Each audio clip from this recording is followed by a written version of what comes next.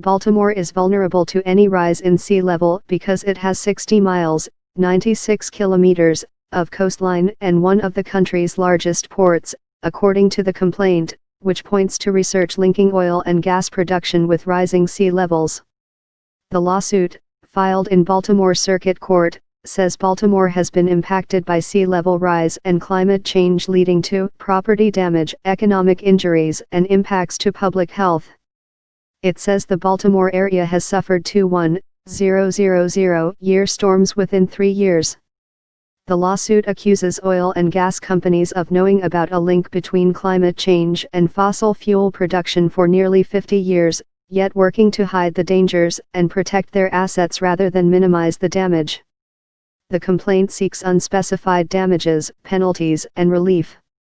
These oil and gas companies could have warned us.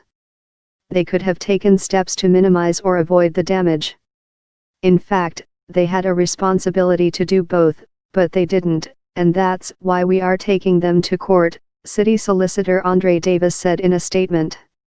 Also among those named as defendants are ConocoPhillips, Royal Dutch Shell plc, Phillips 66, Marathon Oil Corp., CNX Resources Corp., Hess Corp., and Consol Energy Incorporated. Spokespeople for Shell and Chevron said the companies support efforts to address climate change or limit global warming, but those initiatives should be addressed outside of lawsuits.